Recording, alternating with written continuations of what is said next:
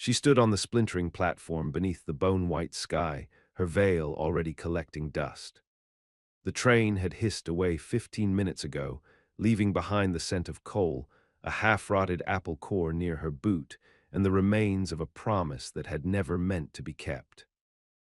Elena Gray was 43 years old. She had not worn a dress this fine since her confirmation, and even that had been borrowed. The hem dragged in the red dust, the lace sleeves choked her elbows, and the ivory gloves, though pristine at morning, had gone gray at the fingers from worry. She clutched a single suitcase, her entire life folded into corners and buttoned shut. The man who had summoned her with letters scented in tobacco and ink, Horace Albee of Three Crows, Montana, had promised warmth, a farm, and his late wife's wedding ring. But no one had stepped from the train but cattlemen and crates. The station master, a boy with one milky eye and no patience, had told her, "Ain't no Albee came round. He's gone south, I think, or in the ground." The dust swirled up again, pricking tears into her eyes. She did not cry, though. She had cried enough during the war and afterward, when her sister died birthing a child that followed her within the week. Life had taught her to weep quiet, if at all. "You waitin' for somebody?" asked a voice behind her, dry as fence post wood. She turned slowly. A man leaned against a broken hitching rail, broad-shouldered, his hat shadowing a face that looked carved rather than born. His coat was black, like it had once been for Sunday best, now dulled and patched at the elbows. A silver band hung on a leather string from his neck, too small to be his, worn like memory. She straightened. "No," she said. The man scratched at his jaw. "Well, you look like somebody been left behind." "I was," she answered. He nodded once. "Name's Malcolm Hart, widow. I run a cattle line-up near 6 Widow Buttes. Ain't much, but it feeds me and the mare." She didn't reply, not yet. His gaze did not wander over her, did not tally her age or check for youth where none remained. He looked at her like one might look at a fireplace in winter, useful, but only if it burns. "I ain't offerin' charity," he said, "but if you need work or bread, I got room." Her throat clicked as she swallowed. "Why?" He looked down at his boots. "Because a woman at a station with no one to meet her ends up in worse places than a ranch." She almost told him no, not because she didn't believe him, but because the shame of it clung to her like smoke. But her money was gone. Her brother would not take her back, and she had nowhere else. "I can work," she said, lifting the suitcase. "I've butchered pigs, pulled flax, stitched through winter with fingers split open." He took the case from her hand without asking and started walking.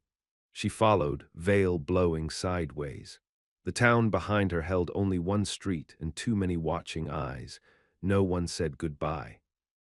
The ride to his land was 7 miles uphill. The wagon pulled slow.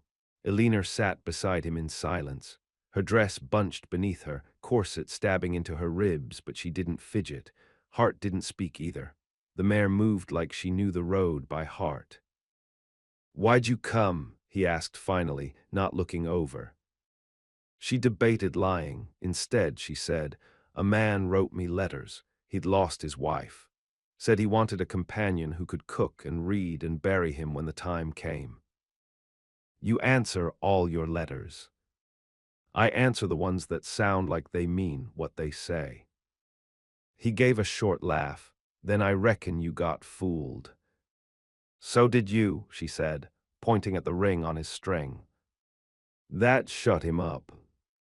The house was one room with a lenta shed off the back and a stovepipe that wagged like a crooked finger. The porch sagged in the middle. Wind howled through the eaves like a woman mourning, but there was wood stacked and smoke from a fire already burning. "You can sleep in the loft," he said. "Ain't had need for it since my nephew went south." She climbed the ladder with aching legs, found a thin mattress and a quilt stitched from every ugly scrap ever salvaged. But it smelled clean. She lay down in the dress, in the gloves, too tired to undress. That night coyotes screamed. She slept without dreams. Weeks passed, the dress was packed away. She wore canvas skirts, flannel shirts, boots that blistered her heels until they didn't. She milked, chopped wood, boiled fat for soap. Hart taught her how to use the rifle when he was away long on cattle drives. She never asked about his wife. He never asked again about the station. But once in spring, when she lit the stove before he rose, she found his coat draped over the chair, and in the pocket a photograph, creased, colorless, and nearly worn through. A young woman with straight teeth, eyes too sharp to smile fully. Elinor stared at it a long time before putting it back. On Sundays, they sat outside in silence. One afternoon he said, "I saw a man once shoot his own horse to save it from starving. He cried after, but not for long." Elinor turned her face to the wind. "I saw a man drown his daughter because he couldn't feed her. He never cried at all." Their silences became heavier after that, but not colder, like stones inside a river. One night, nearly a year after her arrival, Malcolm came home with a cracked rib, bruised from a fall. She sat beside the bed and poured laudanum into his mouth by drops. He grimaced, sweat beading at his hairline. "You ever think of leaving?" he whispered. "All the time," she replied. He looked at her, eyes glassy. "Then why don't you?" She tucked the quilt under his chin. "Because I don't know who I'd be anymore, away from here." That was the first time he touched her. Not a kiss, not even a hand, just the back of his fingers on her wrist, light as a passing wind. They were married in the fall. No guests, no priest. She wore a brown dress and washed her face with well water. He cut 2 strips of hide and tied them round their fingers. "There's no one to say the words," she murmured. "There's no one to hear them," he said. So they said nothing, just stood in the barn with the cattle lowing nearby and the snow already threatening. And they stayed like that, quiet and upright, 2 things stubborn enough not to fall. But the past, Elinor would learn, does not stay buried, not in places where the ground is shallow and the dead don't stay down. And the man who left her at that station, Horace Albee, was not dead, not yet. When his name came up again, it wasn't through a letter. It was through the mouth of a girl who bled from the lip and trembled when she spoke. "You're Mrs. Hart?" she asked. Elinor nodded. The girl swallowed. "He's taken another, my sister. She's not yet 16. And Elinor, still in her apron, the butcher's knife slick with lamb fat, felt something coil inside her chest that had nothing to do with pity. It felt like the start of a reckoning. The girl's name was Clara, and she came from a hog farm east of the Gallatin River, 10 miles from where the land turned to shale and the trees grew twisted. She had ridden bareback through half a night to find Malcolm Hart, but it was Elinor she faced, standing on the porch with a towel still over her shoulder, her hands dripping lye-scented water. "My sister," Clara choked. "Horace Albee took her from us 3 days past. Came with papers, said Pa sold her to clear the debt." Elinor said nothing at first. She studied the girl's eyes, the cuts along her jaw, the way her voice hitched like something inside was too broken to hold steady. The kind of break that didn't come from falling, the kind that came from being used. "How old are you?" Elinor asked. 14, the girl whispered. Behind her, Malcolm stepped onto the porch, his hat in one hand, a shotgun in the other. "You believe her?" he asked Elinor. Elinor nodded once. "Yes." He looked at Clara and his jaw clenched. "Then saddle up, we ride at dusk." The Hart Ranch sat on the edge of nowhere, and from there they crossed into land stitched with secrets and silence. Elinor wore trousers now, too big in the waist, cinched with a borrowed belt. Her hair was pinned beneath a wool hat, her rifle slung crosswise over her back. The wind grew sharper with every mile. They passed rusted traps, fence posts leaning like drunkards, a raven nailed to a tree as a warning to thieves. By nightfall, they reached the edge of a settlement that didn't have a name, only a saloon called the Velvet Tongue and a boarding house with shutters nailed shut. Clara pointed to the south, toward a barn lit with yellow oil lamp glow. She said, "He keeps her there, like a prize." Eleanor's teeth ground together, not from cold. "Wait here," Malcolm told Clara, then turned to Eleanor. "You sure you want this?" She didn't answer. She was already walking. Inside the barn, the smell hit first, straw soaked with waste, sweat gone sour, a perfume she couldn't name but knew too well. There were curtains hung where stalls used to be. A gramophone played faintly. It was not a brothel yet, not officially, but it was a place where girls went in and did not come out the same. Eleanor found Horace by the fire. He was heavier than she remembered from his photograph, but the eyes were the same, cold, calculating, empty. He saw her and blinked. "Well," he said, "I'll be damned." "You will," she replied. He laughed, half choking on his own surprise. "Didn't expect you to follow me, sweetheart. Didn't think you had the spine." "I don't," she said. "I have something sharper." Her rifle came off her back without tremble. Horace's smile dropped, but not fully. He reached for his belt, slow, deliberate. She shot him through the thigh. The sound tore through the barn. Girls screamed. Someone dropped a tray. Horace fell, blood already seeping into the hay, his mouth gaping in stunned outrage. "Where is she?" Eleanor stepped closer, boots crunching glass. He spat. "You think you're some kind of hero. I think I'm a woman you should have met with more respect." A door creaked behind the curtain. A girl stepped out, barefoot in a nightdress too small. Her wrists were bound in lace. Clara's sister. Her eyes went wide at the sight of Eleanor, at the rifle, at Horace bleeding. Eleanor met her gaze and said, "You coming or not?" The girl walked forward, past Horace, past the others now watching from shadows. She didn't run, she didn't look back. They didn't stay long. Malcolm had already scared off the watchman.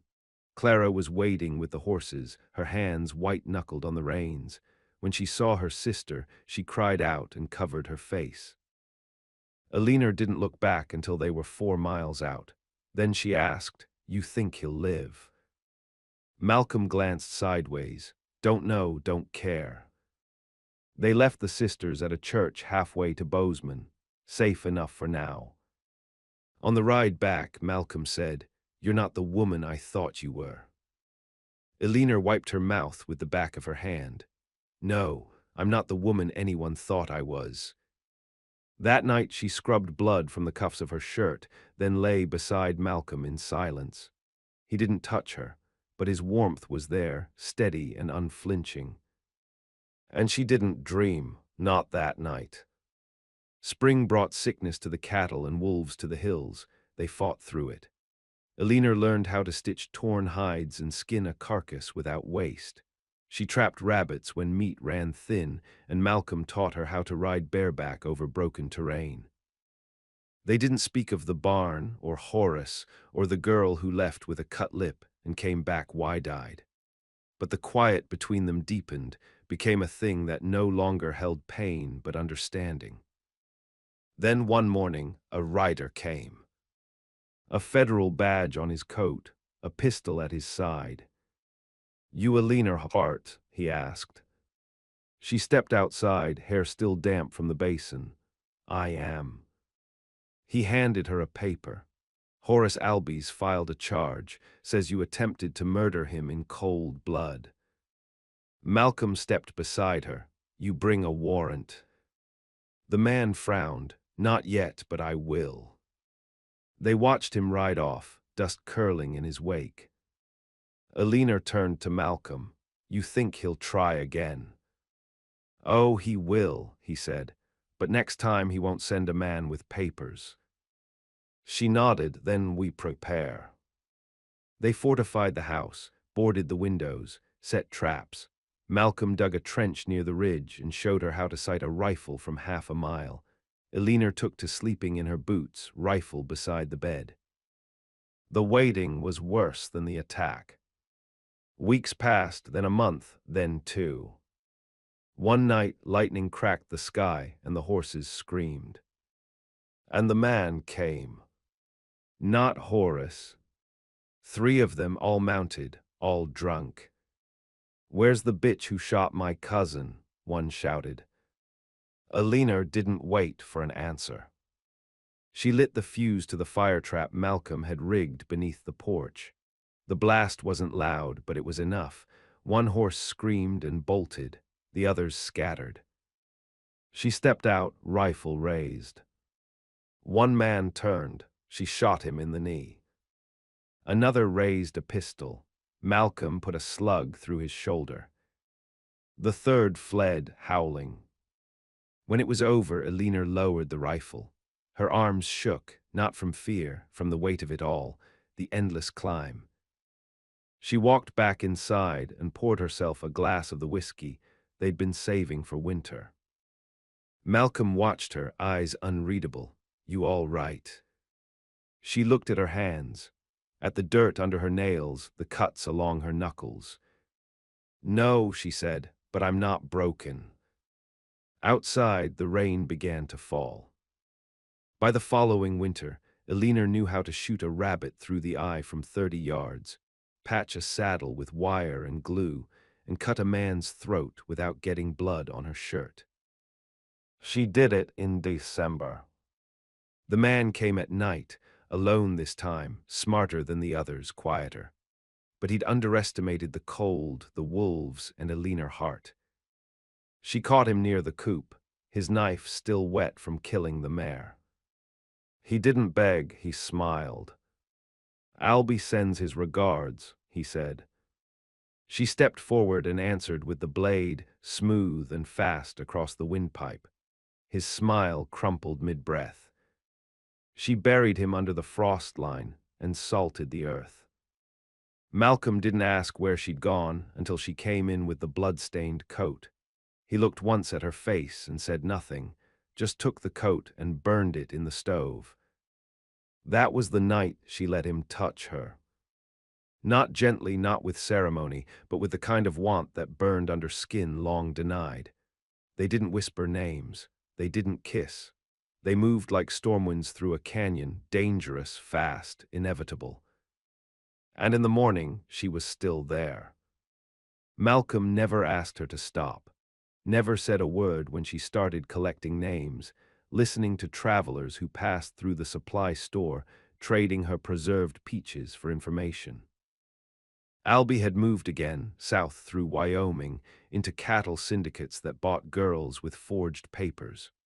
The war had left so many dead, so many orphaned, that the missing barely made a mark on paper. But Alina marked them. She began to write letters of her own, not love letters, maps, names, times, sent to women she met in churchyards and behind butcher counters, to a woman in Helena who limped from an old beating, to a midwife in Cheyenne who'd once carried a colt in her apron. She never signed her name, but they began to write back. Each letter carried a story. A girl vanished from a railway car, a widow whose child never came back from the store, a boy sold for labor and worked to death in 3 weeks. Every one of them mentioned Albie, or one of his men. Malcolm read each note in silence, then set them to flame. He never questioned her.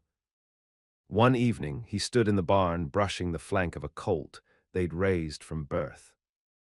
"You're building something," he said. "A war."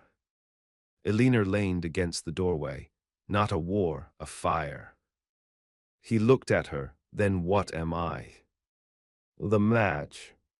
The letters grew darker.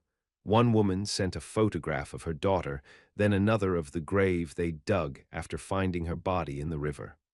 The child couldn't have been more than 10. That night, Alina stood in the yard until her skin went numb. She didn't cry, but she didn't sleep either. The next morning, she packed a second saddlebag. Malcolm met her at the well. "Where?" he asked. She handed him a scrap of paper. It read, "Casper, January 19, A ranch house east of the hills, two girls, locked cellar.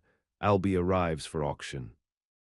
He read it twice. It's a trap. I know, she said. Then why go? She looked up at him. Because if I don't, those girls die. He nodded, then I ride with you.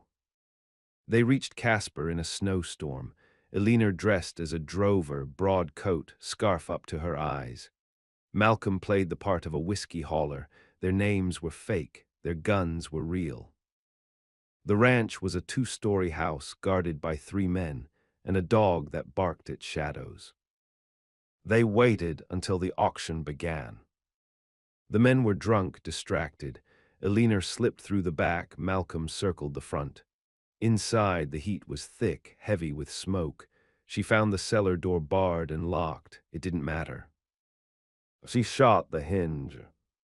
The girls didn't scream, just blinked at her with wide, feral eyes. One of them couldn't stand. We're getting out, Elena said. Malcolm met her at the back with the horses ready. Gunfire cracked as they rode. She shot one man through the throat. Malcolm downed another with a clean shot to the chest. The third chased them half a mile before a wolf found him. They left the girls at a mission run by nuns with iron crosses, paid for their care with a pouch of silver and a pair of boots Elena had stitched herself. On the ride home, Malcolm's arm bled from a graze. She stitched it on the trail. You could die doing this, he said. We already died, she replied, back at that station. He didn't argue. In April, she received a package. No note, no return. Inside, the ring Horace had promised her once, years ago, before he vanished from that platform, wrapped in a scrap of his shirt. Blood-stained. Malcolm raised a brow. Yours. She nodded. Now it is. He poured 2 drinks. To the dead, he said. To the buried, she answered. That summer the grass grew tall and sharp. Wildfires burned across the west. Girls ran from farms, and some found their way to Elena's door. She didn't ask how. She didn't turn them away. They built bunkhouses, dug a new well, planted squash and beans, and taught the girls how to shoot. One of them asked, "Are we safe here?" Elena looked at the distant hills, the vultures turning overhead. No, she said, but we're not helpless. They never asked again. Word began to spread. A woman in the north who hunted the men who hunted girls. A ranch where widows taught orphans to fight. Some called it myth, some called it dangerous. But every trafficker from Montana to Texas started sleeping with one eye open. Because Elena Gray Hart was no longer a woman waiting at the station. She had become the storm that arrived after. By the second autumn, the ranch had a name. Not one Elena gave it, nor Malcolm, but the girls. They called it the Reach, a word whispered like prayer, because it meant something more than land or fence or blood. It meant distance conquered, a place taken back. Elena marked the day with work, as always. She hauled firewood from the ridge, her gloves stiff with early frost, and oversaw the tanning shed where 2 of the older girls smoked rabbit hides for trade. No speeches, no banners, just breath turned white in the morning air and something steady pulsing behind her ribs, not hope, not peace, momentum. It was nearing dusk when the rider came. She watched from the fence as he approached, tall, lean, dust-ghosted. Not Albie, not one of his, but a traveler, the kind that knew how to ride quiet and kill quicker. He dismounted without greeting and removed his hat. You Elena Hart. She nodded once. He pulled a letter from inside his coat. From Wyoming. She opened it beneath the lantern's glow. The script was hurried, smeared in places by rain or sweat.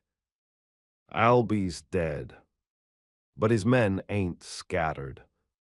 They're organizing under a new name, the Ridgewater Line, taking girls from the Dakotas, moving east. I figure you'd want to know. No name, no sender. She folded the letter and tucked it in her coat, looked at the writer. You rode all this way for nothing. He smirked, touched the brim of his hat. Rode all this way to make sure you got it first. Why me? Because the dead men we keep finding, ones with Ridgewater pins and their throats slit, they all had something in common. What's that? They whispered your name before they bled out. That night she stood on the porch beside Malcolm. The stars were sharp overhead, cruel and bright as shattered glass. I thought it ended with Albie, he said. It never ends, she answered. He handed her a flask. She drank. I can take a few girls south, he offered. Scatter, hide them.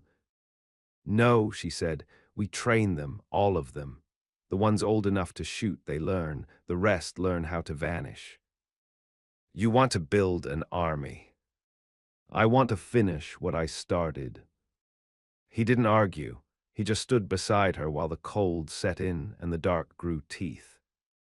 The training began at first light. Elena worked them hard, no sentiment, no softness. They learned to ride blindfolded, shoot from the hip, track by hoofprint and broken twigs. She taught them to read maps, forge papers, write letters in code. Pain meant nothing. Only survival. And one by one, the girls who had come thin and broken began to stand straighter. The youngest, Della, 11, could gut a buck in 12 minutes and hit a tin can at 50 yards. At night, they told stories around the stove. Not the ones that hurt, not yet. Only the ones that made them laugh, even if the laughter sounded like rust on a blade. One girl, Anik, carved names into her rifle stock. Elena asked what they meant. Every one of them tried to sell me, Anik said. They ain't breathing now. Elena didn't tell her to stop. She handed her a whetstone instead.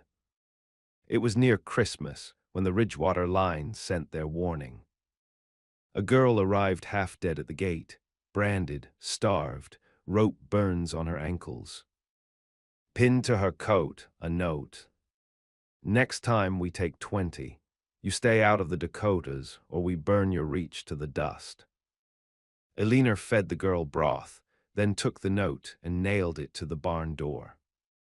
Underneath it, she wrote, Come.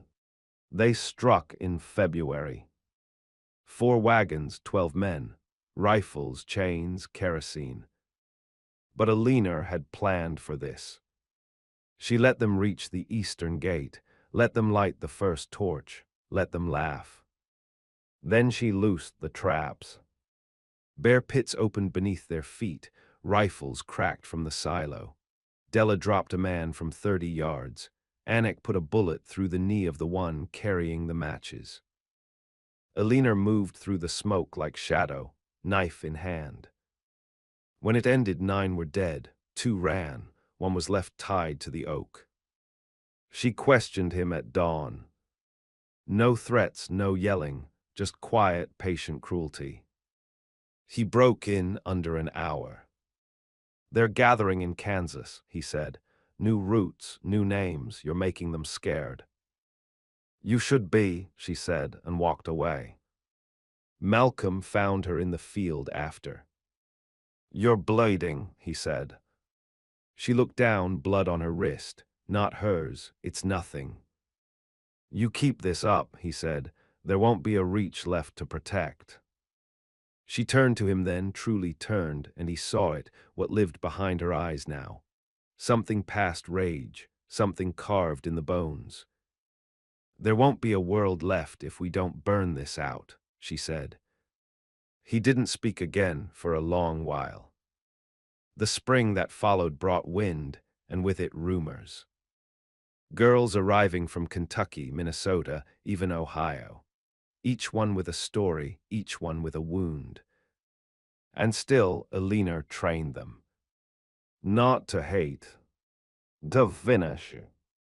By May, her name was carried in whispers on railcars, in jailhouses, in saloons where lawmen drank with their backs to the wall. Some said she was a ghost. Others said she'd carved her wedding ring from a man's spine. But the girls knew better.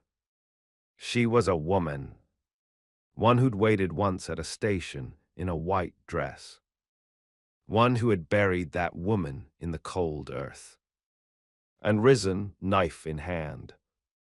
Summer cracked the soil open. The sun burned the wheat gold and turned breath to ash.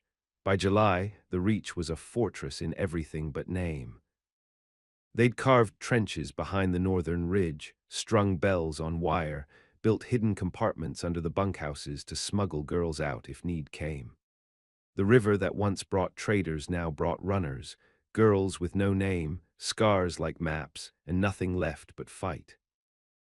Elinor stood among them daily, not as leader, not as mother, as proof. She bore her own scars openly now. The white streak where a bullet had grazed her collarbone, the burn along her wrist from the barn, the healed break in her knuckle from the night she'd caved a man's face in behind the dry goods store. But it was her voice that held them. "We're not building a new world," she told them. "We're burning down the one that tried to crush us, and we leave no survivors behind us." That morning they burned a Ridgewater flag in the yard and buried the ashes in salt. Word came in the form of a child. 9 years old, barefoot, carrying a bullet casing in her mouth. She'd been left alive on purpose, a message. Ridgewater had taken a church school outside Lawrence, Kansas. 37 girls inside. No ransom, no list of demands. Just fire. They'd locked the doors and stood laughing while it burned. Alina read the account 3 times, then handed it to Malcolm without a word. He said nothing, just touched her shoulder once, like placing a coin on a headstone. That night, Alina walked alone to the field where they'd buried the first girl who ever came to the Reach, a child named Mina who hadn't made it past her second winter. She lit a lantern, set it beside the grave, and knelt. "If I stop now, the world will keep swallowing them." The grave said nothing, but she heard wind through the wheat like breath through teeth. She rose and returned to the house. The next day, she called a council. Not just girls from the Reach, women from the outlying farms, others she'd written to, widows, runaways, sharpshooters, ex-cons, mothers of the dead. They came in 2s and 3s, some on horseback, some on foot, all with weapons tucked into worn coats and sorrow stitched into the creases of their faces. When they gathered in the barn, Alina looked out at them and saw no fear. Only fury. "This isn't revenge," she said. "This is correction." A woman from the border, tall, dark-skinned, bearing the burned scars of a raid, stepped forward and said, "Then tell us where to aim." They rode south at dusk. 23 in total. Malcolm stayed behind, not because he lacked the will, but because the Reach couldn't fall while its daughters rode into fire. He gave Alina a parting gift, a watch once worn by his father, shattered at the glass but still ticking. "It runs," he said, "even broken." She took it and kissed him once, not soft, but deep enough to remember. Then she turned her back and did not look again. Kansas was dust and gunmetal heat. They found the church ruins first, charred bones, half a hymn book, a melted crucifix. Alina picked up a strand of scorched ribbon. It fell apart in her hand. No one spoke. Then they followed the trail. It took them through mining towns and abandoned cattle posts, along the Missouri Bend and deep into territory where lawmen turned a blind eye or joined in. They raided safe houses, stables, rail cars, found girls chained to water barrels, others half dead in sheds with rats in the corners. They killed quietly, methodically. They left no prisoners. Word of Alina Hart spread like wildfire. The press called her a murderer. The girls called her Mother Blade. She answered to neither. She wrote one letter back to the Reach. Still breathing, still burning. Lay. By September, the Ridgewater men began to retreat. They hired bounty hunters. None returned. They sent firebombs by rail. Alina's women dismantled them before they could spark. One man, once a banker, now a trafficker, tried to offer peace in exchange for immunity. Alina found him in a brothel south of Fort Scott. She didn't speak a word before she slit his throat in front of his bodyguards. They didn't draw. They walked away. It was in the cellar of a farmhouse, near the Arkansas line, that Alina found something she hadn't expected. A list, written in ledger ink, neat columns. Name, age, cost, destination. Beneath it, notes in a different hand. Albee 1873, first purchase. 16-year-old, bride from the station, refused, lost track. Alina sat with the ledger for an hour.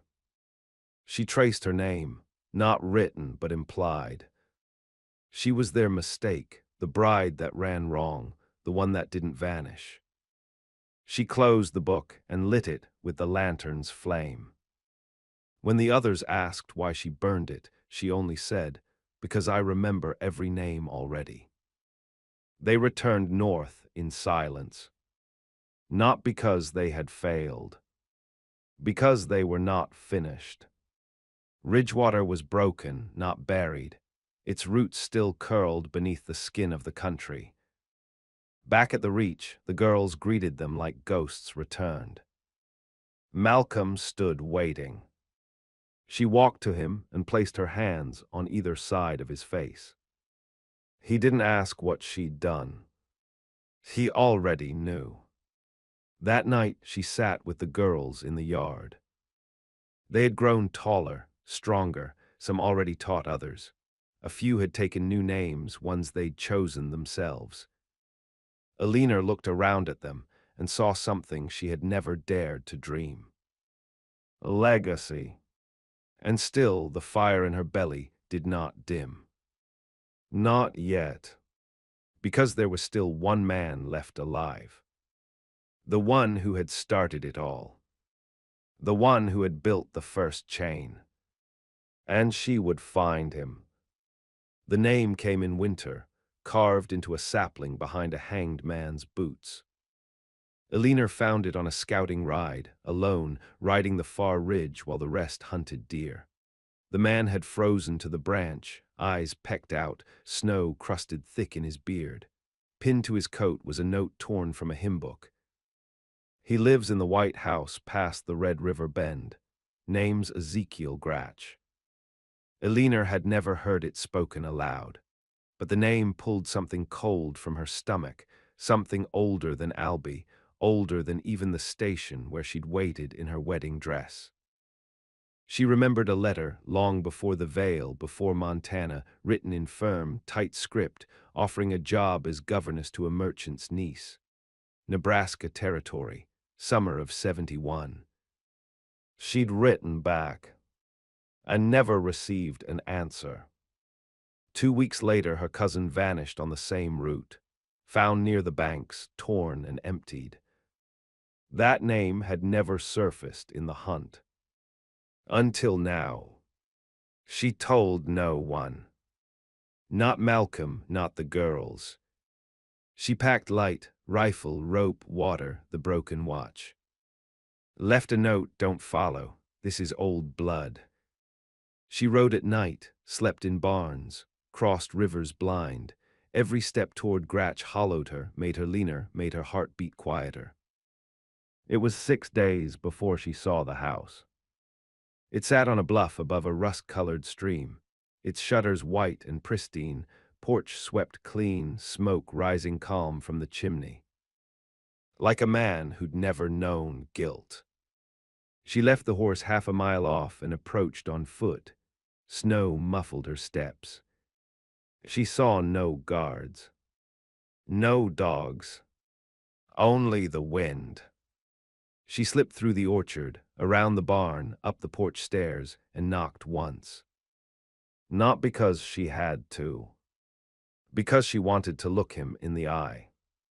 He answered in a robe, silver hair combed back, eyes pale and half blind. But he recognized her. Something in his jaw twitched. "Well," he said, "I'll be damned." She raised the rifle. "No, you won't." He didn't run. He stepped back and let her in. The fire was warm, tea steeped in a silver pot. On the mantel, books, portraits, nothing obscene, no chains, no ledgers. But Alina could feel it. The rot was in the walls. "You've come for vengeance," he said, sitting. "No," she answered. "Justice has memory. This is retribution." He smiled faintly. "And how many did you kill to get here?" "Not enough." He nodded, like a man at the end of a long book. "Do it quick," he said. "No." She stepped closer. "You trafficked them, sold them, broke them." She reached into her coat, drew a folded cloth. Inside, the broken glass of a child's spectacles. "You sent the letter. That girl was 12. His lips trembled. "I was only a part of it," he muttered. "You built it." Her voice was ice. And then she told him. Name by name. She recited them, not just the dead, not just the lost, but the ones who came through it, the ones who carried the scars, the ones who woke screaming and still rose the next day to learn to shoot, to heal, to build a life from the ash he left them. He began to shake. She handed him the rifle. "You can do it yourself, or I will." His hands trembled too much to lift it. So she did. But not to the head. She shot him through the gut. He dropped screaming, curling inward. "You made them suffer," she said. "You get to die slow." And then she sat. And waited. It took most of the day. By the time she rode back, spring was thawing the river. The reach still stood. Smoke from the chimney, girls in the field, Malcolm at the fence, a girl riding beside him, learning the reins. When Alina dismounted, she walked to the barn and cleaned her rifle in silence. No one asked, no one needed to. That night they held a gathering. Not a feast, there was no celebration. Only a fire and every girl, every woman, standing in a circle beneath the stars. Alina stepped forward, placed her rifle in the center of the ring. "I've finished," she said, "but you don't have to start the way I did." They looked at her, some crying, some fists clenched, some faces unreadable as stone. "I am not your leader," she said. "You are your own." Then she stepped back and let them speak. Not stories of what had been done to them, but of what they would become. One would travel south to teach girls to fight. Another would join the Pinkertons under a false name. A third would marry a woman in Colorado and raise goats and children in peace. Anak, now 19, would stay and train the next wave. And Della, sharp-eyed, grown now, would inherit the house. Years passed. The reach turned orchard and school, refuge and forge. Alina grew gray, wore Malcolm's coat when he passed, buried him near the fence where he once carved her name. She sat on the porch every evening, rifle across her knees, eyes on the horizon. Not in fear, in memory. Girls still came, not many now, but some. And when they did, they always asked, "Are you her?" And she'd nod once, then hand them the first lesson. Know how to stand. The second came later. Know how to fire. And the last, know how to survive after. The day she died, they buried her beside the first girl. No speeches, only silence. Only the wind through wheat and the sound of boots walking forward. Because that was her legacy. Not the blood spilled, but the girls who walked away unchained.